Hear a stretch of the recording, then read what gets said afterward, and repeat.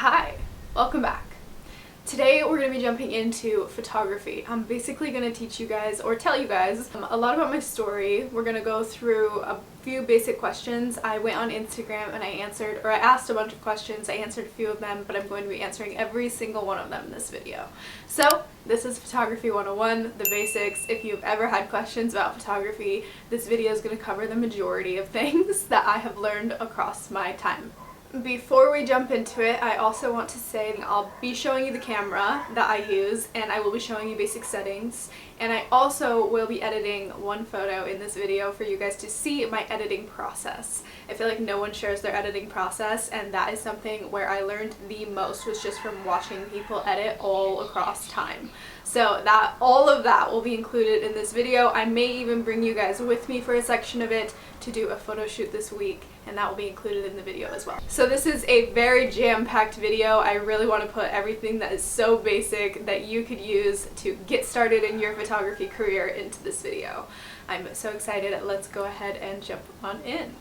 So today I have decided to record this video on a different camera. I usually film on my G7X, which is my cute little vlog camera. That is my favorite camera to use when it comes to vlogging and all my YouTube content, just because it's so easy to take with me and it has such incredible quality. I even on my Instagram recently made a video showing the different qualities from my camera iPhone, all the different versions of it, to my G7X, all the way to this camera, which is my favorite camera on earth. I have basically grown my whole photography career as a Canon girl, so I'm a huge Canon advocate. This camera is the EOS Canon 5D Mark IV. So this is my special camera. It's the one I use on every single one of my shoots, and we'll get into all of the details of the basics in section 2 of this video. To just get started, I want to go through my entire photography journey with you. I feel like that's so important as to how I learned all of this stuff, and I get asked all the time where it came from, what inspires me. I have a whole list of questions that I have written down from people, and a lot of them correlate really to my journey. So let's just get started, and I'm going to tell you my full photography journey. So when I was growing up, I basically grew up as a theater kid. I grew up dancing for over 10 years, and I did a bunch of singing, I did a bunch of acting, I was in all these crazy groups. And growing up, I really loved movies, and my friends and I would actually take the time to recreate movies. I had this one friend who, she's fucking talented as all hell, and she ended up going to college for film school, and she got an entire film degree and everything, and she's absolutely incredible. But back in the day when we were like probably between the ages of like 7 all the way until we were like 17, we used to remake movies together, and we used to make music videos and short films, all these different things, and she did all of the photography, all the editing, so I didn't learn anything like that from there, but I did learn a lot about being behind or in front of the camera. And that was really big for me, and at the same time, I actually dated my first partner. And my first partner's dad, no one knows this about me, but my first partner's dad was actually a film director, and so I would spend countless hours with them. We would watch movies, and these are some of my fondest memories. Like, I really loved this time in my life. It was so cool. And so we would go and we would watch movies. They had this whole movie theater in their house, and it was like such a big deal because that was their life, that was their experience. And so we would watch a movie, and at the end of the movie, it wasn't like a normal family watching a movie. It was honestly really fucking cool. We would sit for like 30, maybe more minutes, probably even up to an hour, and just talk about the movie. We would talk about the way that it was filmed. We would talk about the writing styles or techniques. We would break down how things were done and how certain points of the movie, the point of view could have been done differently, or what different things like really just threw the entire movie off. So I did that with them for like 3+ years, and that really brought me into the world of film in general. And I feel like photography is a huge part of film as well, because the style of photography is capturing moments in time, and film is just all those moments put together, obviously. So I learned a lot about just like my eye. That's kind of like how it began to develop and grow into how I see things today. I learned so much just from like watching and learning from other people who actually were in the industry, and I got so lucky to be in that position. And I never really thought anything of it because I was just like a young kid. Like, I just thought it was so cool, and I loved film, and when I was younger I really wanted to be an actor. That was like my dream. I wanted to be a singer and an actor and a dancer. I was like, I will be a triple threat. Anyways, that's still all in the works. But because I like had those dreams growing up, I was able to kind of create this trajectory that ended up leading me into photography, even though I never when I was younger thought that like photography would even be something that I would do. Like, it wasn't something that I thought of, but it's one of my greatest joys now. So as I was doing all of that, I got to about 17, about 16, 17, 18, I would say, is when I started my Instagram journey. And my Instagram journey is when I really started to become a photographer, because I had to learn how to use a camera and how to post content that was different than what everyone else was posting. And so I really wanted to jump into that world. Throughout my Instagram journey, so this is like the next 5 years, I pretty much learned everything I could. My dad had this little tiny Canon camera, and I would use this Canon camera to take all of my photos. And I didn't know back then how to edit. I didn't know anything about editing. I just like would go on Instagram and see all these amazing fucking photos. I didn't know people were shooting on these insane cameras or doing all this editing. Like, I had no fucking clue. But this was the beginning of my journey into it. So I started taking photos just on a nicer camera because I knew that that's what that's what you do. And so I really began my journey into photography just by like using a nice camera. And I would take all the photos and I wouldn't edit them. I would just put them straight onto the internet exactly as they were, because I just thought the quality was so fucking beautiful. And I've always been a huge, like, because of always being into film and into just like the film industry and world, I've always loved like really fucking high quality content. I love when you can see every single detail from the lens, and I love when you can watch something and like it just feels so absolutely real. Like, that shit just like is so cool to me. So I always loved that about having a nice camera. And what actually happened is I got super lucky again. I feel like when I really look at all of the things, like, I was so lucky, and I feel like we all have this and we don't really realize it until much later, but I was so incredibly lucky for all the different people that I ended up surrounded by, because that's where I learned everything. Like, I mean, I did spend a lot of hours teaching myself, but we'll get to that. We'll get to that. Basically, the next partner that I ended up having was actually a really incredible photographer. And actually, the next partner after this partner was also a very incredible photographer. So I dated 2 photographers in a row. But within my photography career, it started with the first partner that I had, who was an incredible photographer, and he was super into film. He even had a Red camera and would do like film like to the greatest degree that it was done. And I had never even seen a Red camera before. I didn't even know what a Red camera was. And that was like my first experience into the world of like really fucking expensive cameras. And it was just eye-opening. So I was just like so lucky to get to like watch that and learn that throughout that time in my life. And he was really good at editing as well. So this is when my editing journey kind of began. And he really helped me out because he gave me his presets back in the day, and I got to use his presets when I was editing photos. So throughout that relationship, that was a 3-year relationship from when I was 20-ish until I was 23. And those 3 years, I think, were the most pivotal in my photography career. I think that being around him specifically, but also during that time, I got surrounded by tons of people that I was just so unprepared to be surrounded by. It was all these models. This is when I moved to Hawaii, and suddenly I was surrounded by all these models and all these photographers, these film aesthetic people, and like everyone was so fucking talented, and I was really lucky to be surrounded by all of these people. And so I learned a lot just from like sitting there. Like, I wasn't really doing much during that time. I was just like existing on the sidelines, which is kind of like what I've done a large portion of my life, just like watched people and learned, and like that's kind of how we work as human beings. So I would like sit behind everybody and I would just watch people edit for hours. That was like my number one thing that taught me the most, is watching people edit. And so after I started learning how to edit, I started developing my own presets, and those are my base presets that I have used since then. I still use them today, but I just know how to edit so much better that like I never use a base preset and don't touch it up. Like, I always go in and change so many things about it, but they're like my base, so that I have like the just like we'll get into that later in the video, but like the warmth tones that I want and the different like darknesses and like readjusting the edges of the photo. I'll show you. Composition or something is what it's called. I'll show you.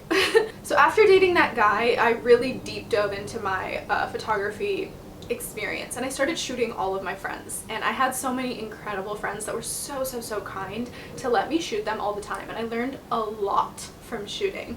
And right as that relationship was ending and I was moving into that period of my life is when I finally started learning manual. So if I could recommend anything to you, it would be to learn manual as soon as possible, because I feel like that completely changes your photography career. And I didn't learn that until more than halfway through my photography career, or I just didn't take the time to like go out of my way. And everyone says learn manual, but like I just didn't know what the fuck I was doing. And so there was a day, one specific day, that this guy showed me manual. He like took the camera and he held it in my hands and he said, this is this and this is this and this turns this and this does this, and he showed me everything for manual. And that was the day that I really like started to understand my camera and develop a relationship with my camera.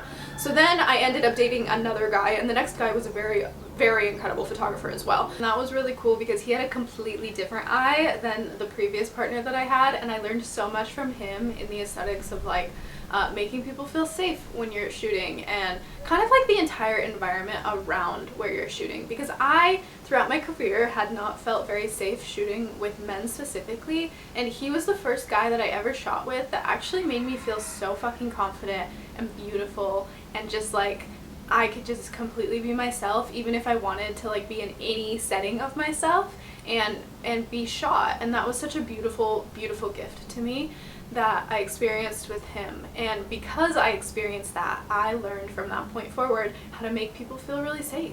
And just like knowing that you can respect people's boundaries, especially through photography, is very important. And there's so much into the world of photography that has to do with people just disrespecting it and disrespecting people and like the models or whomever their subject is. And it's a really weird thing in my opinion. Like, it's such a beautiful craft, and for us to not treat it with such respect is a little bit sad. And so I decided to become someone that treats it with major respect, because I respect the craft and I really love photography in that way. So I learned that from that partner, and that was a whole entire thing about setting, which I never knew before. Like before that, I was like, I didn't really know how to direct people. I didn't really know how to like talk to people or make them feel comfortable, and I learned all of that from that next partner of mine.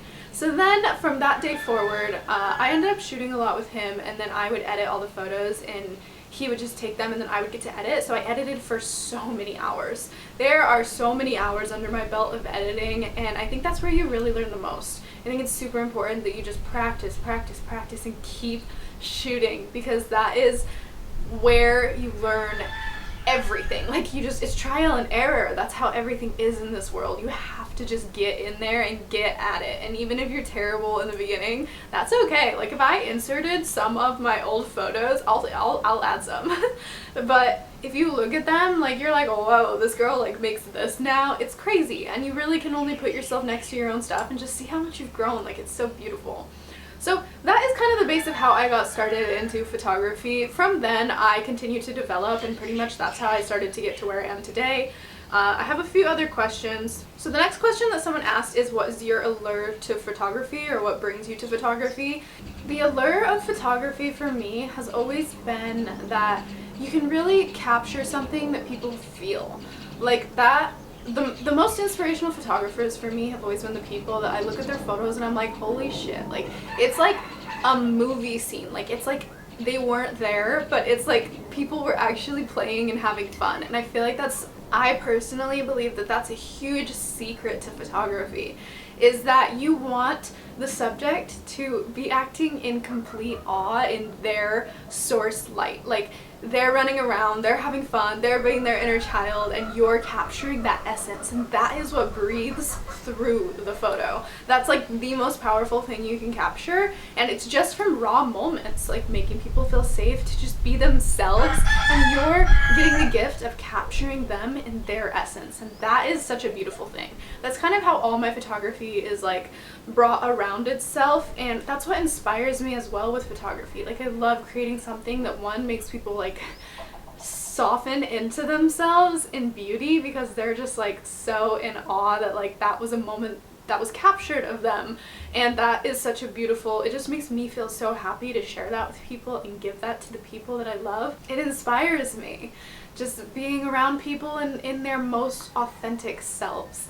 And even when they're like feeling awkward behind a camera, like when someone's like, I don't know what to do, and I'm like, okay, spin, and they're just spinning, and that brings them back into the joy of their body. Like anything that brings you into yourself is so beautiful in my eyes, and that's what really inspires me to keep pushing through with photography. Like even though I go through periods where sometimes I don't take photos for months and then I take like so many photos, I always come back to it because I love those experiences and they just fill me and my heart with so much joy, and I love sharing that with people. I think that's such a beautiful gift. Art has always been something that is meant to be shared with others, and yeah, it feeds my soul.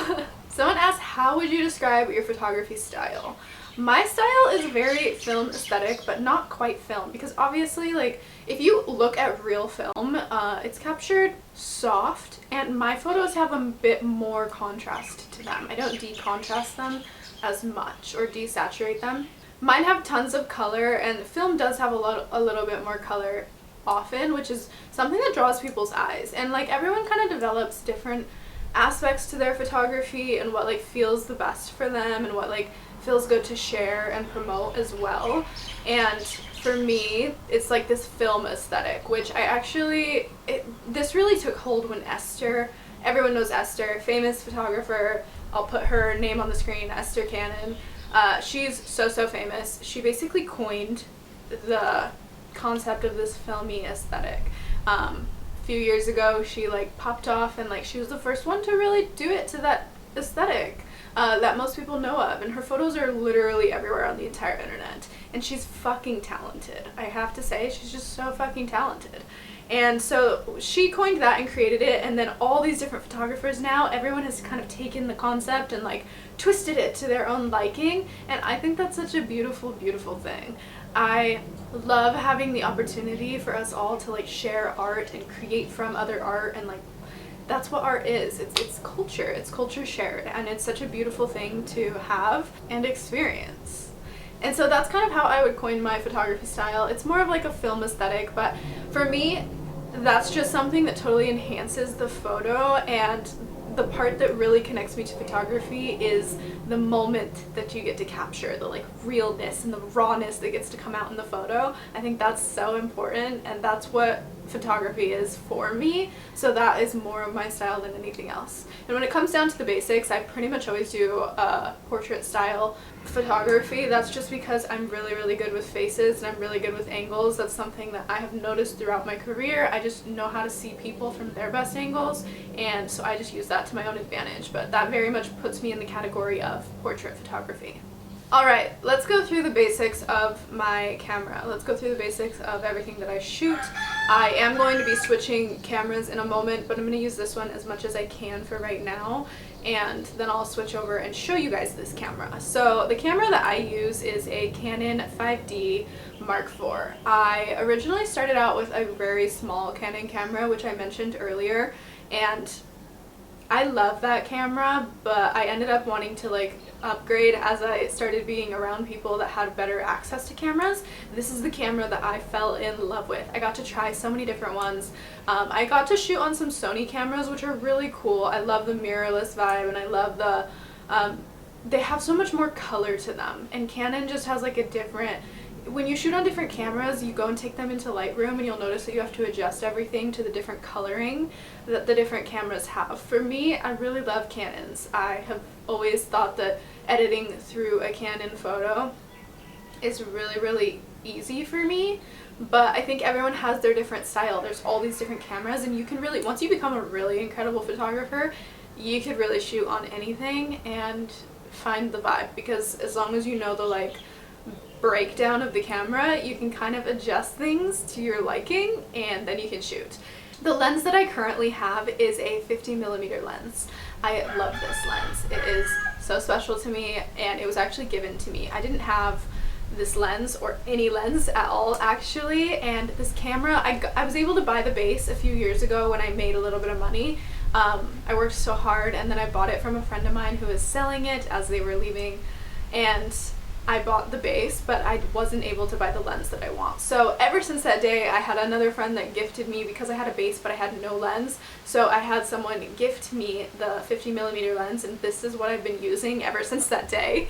However, I have had many friends who have had my favorite lens, which I would love to get at some point, which is a 24-70mm lens. I love that lens. That's like my dream lens, and just because I love being able to go between 24 and 70, and it really, I mean, usually you stay around the 50 to 70 mark, especially with portrait stuff, but just like being able to zoom in and out when you're shooting is such a like gift, and my 50mm doesn't have that, so I always have to like, I'm running back and forth to try and get the different far away and close-up shots versus like being able to be more versatile, I would like to say. So that is the camera that I use, that is what I shoot everything on, and now let's go through basic settings. I'm going to switch the camera so that I can actually show you guys on the camera kind of the way that I was shown originally when I started learning how to use my camera.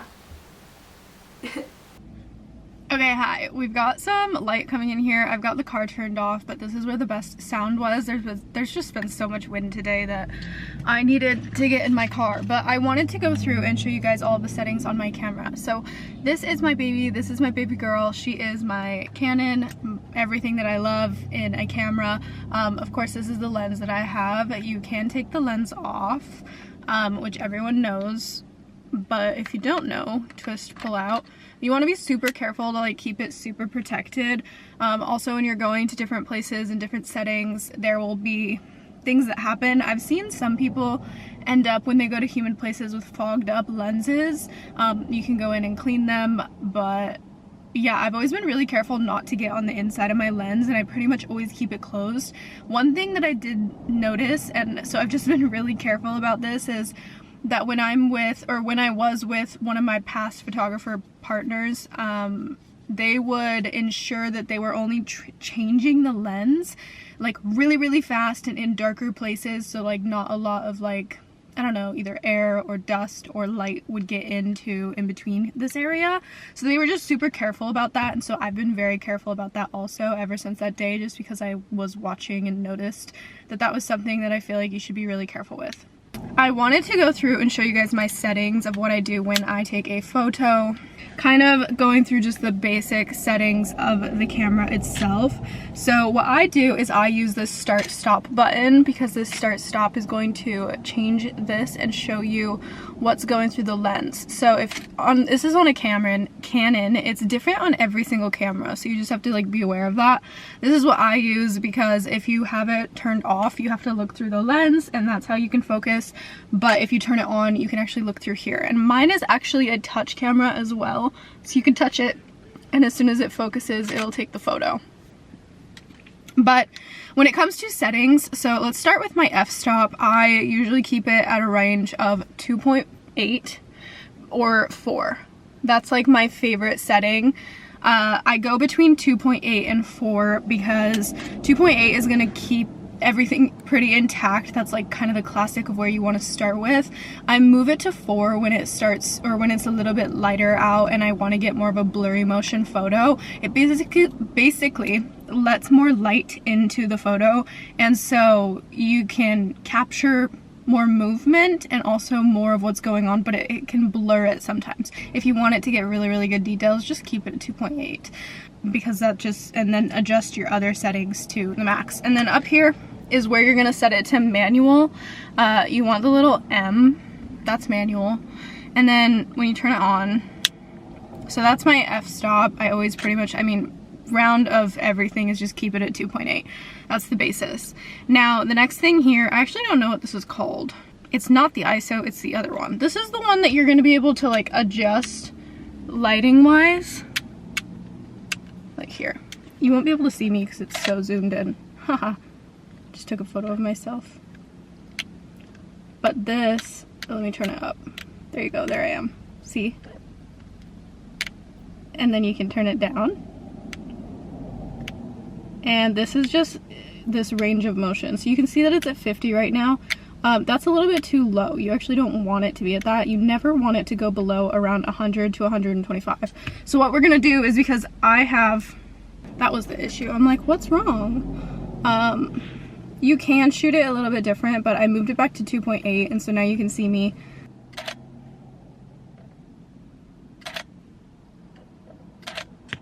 Awesome.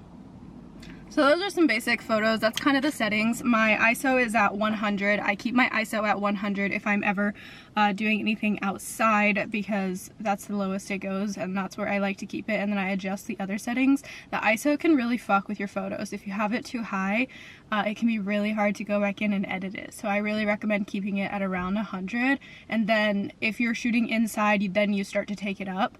But I was taught not to take it. I'm pretty sure that he said above 3200 when I first learned how to use my camera, and the guy showed me all the settings. I'm pretty sure he said not to take it above 3200, but even if you can, don't take it above like 1600, and instead just like use what you can, or use other lightings to add to what's actually happening in the realm, so that you don't have to go too crazy with the settings on the camera, and keep them in the zones that you feel comfortable editing within.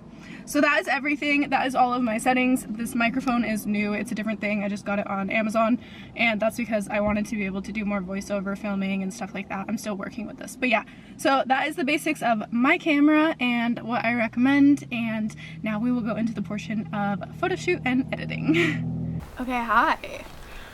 I am in the most awkward position you can ever imagine, but this is part 3 of this video today.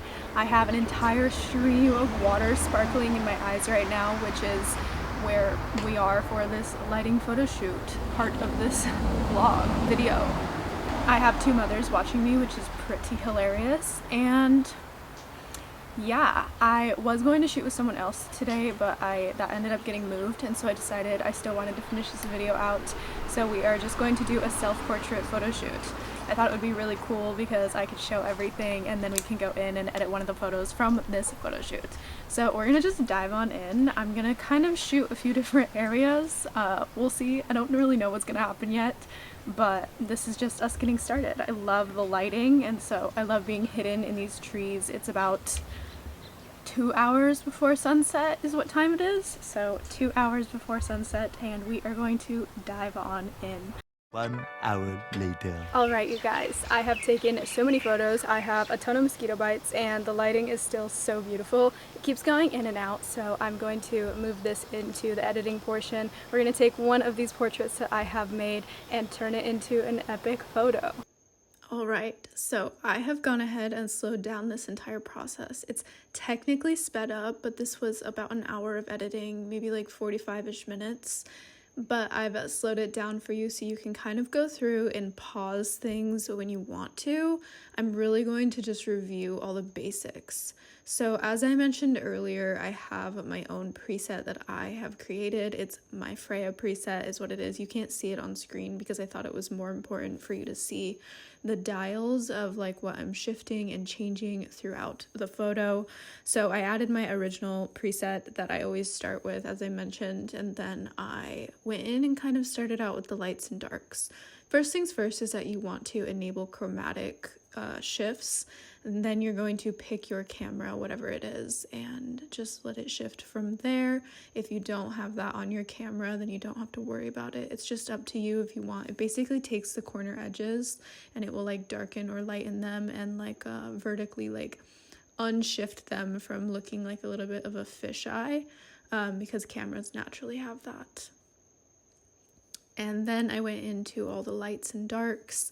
That's the second thing that I do, is I take the shadows and I decontrast the photo just a bit, and then I shift and move the shadows around. So I kind of play with them back and forth, and when I edit, it takes me a while. I basically pick my favorite photo first, and then I will edit that photo until 100% liking, and then I will shift back and forth throughout the photo to make everything good, and then I'll take that edit and use that as the preset for the rest of the set of photos that has that specific lighting set. So I hope that makes sense. After I have gone in with my lights, and my darks, and I pull the shadows up just a bit. It kind of depends on the aesthetic that you're going for. Like the way that I personally edit, I keep my shadows not all the way up. I know many people who are going for the film aesthetic actually like to pull their shadows up even more than I do myself. And then you also want to take the lights, you take the highlights down just a bit, and then you're also going to go into your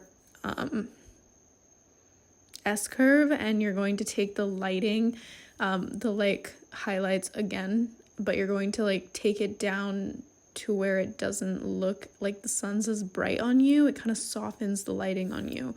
That's like kind of the vibe you want to go for, and you learn this all over time. I mean, it's really just practice, and the better you get at photography, the easier it gets.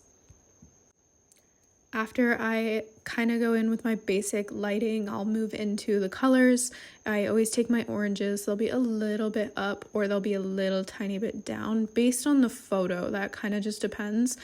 Usually if I'm shooting in very warm lighting, I don't worry so much about changing the warmth, but if I'm shooting in cold lighting, the very first thing I'll do on a photo is just take the warmth up, because that's the most important thing for me, is for the photo to feel very alive and warm and just like activated. And we all know that when molecules get warmed up, they like open up, and I want everything to feel like really heart opening, and like that's kind of the vibe I'm going for. So little things like that play into stuff as well. And so then again, as I mentioned, take the oranges down just a bit, and then I take my yellows down just a little bit as well, because I don't like when everything looks just overdone. I kind of like everything a little bit desaturated, because that gives more of like a natural vibe in my opinion. Like I don't think things come across crazy colors. I want it to look as natural or as real to the naked eye as it can, because when you're in person with someone, that's kind of the vibe I'm going for. Like if you're gonna look at someone, you're gonna see the shadows aren't going to be so crazy, so of course those are going to be up a little bit, and the colors on them are going to be really gorgeous, but they're not going to be something like so insane.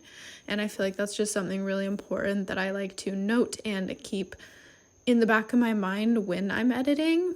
Now, one of the hardest things when it comes to editing is actually going to be skin tones. That's always where I used to struggle the most. I used to spend hours on photos where I would just sit and like play with the skin tone and just be so mad about it. I could not begin to understand like what was happening or why it wasn't really going the way I wanted. And sometimes when I would get into a place like that, I would just sit myself down and say like, okay, you have to take a break right now because the colors look off to you. So I would just put everything away, and then I would just take a few hours break, or I would even take just a whole day break. And when I looked at it again the next day, I would know exactly what to do. So that's one of the things I would probably recommend the most if you're working on something and you just don't love it as much as you could. So, yeah.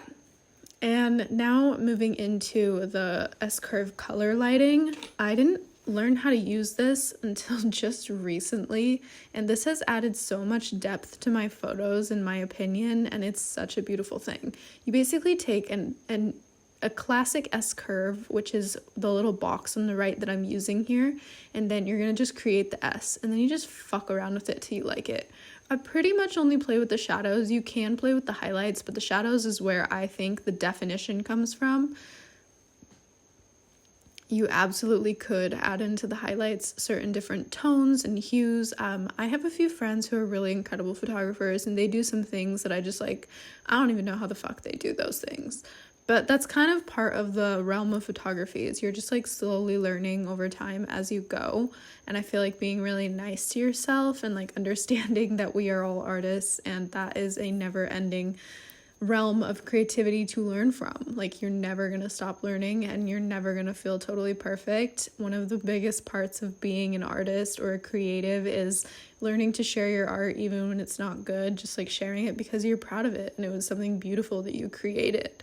Like, if I hadn't shared my art as much as I have over the past like 10 plus years, I wouldn't be where I am today, because I never would have gotten feedback and I wouldn't have met more people. Like, every little tiny movement that you're making in your direction of creativity is so important. because it leads you a little bit closer, even just one step closer to your next moment. And that is such a beautiful experience. And just remember, like, be easier on yourself. I feel like I just can't reiterate that enough, because it is so hard as a creative, and everyone is so hard on themselves. And we see these incredibly talented people, and like, just remember, that's many years of work. Almost every single extremely talented creative has put so much time and energy into their entire journey in life, and just to be where they are. And that's a beautiful thing too, but everyone's just, we're on our own journeys. So just be nice to yourself. And then let me get back to editing this photo. Had to give a good little message. If you maybe your angels needed you to hear that today, who knows.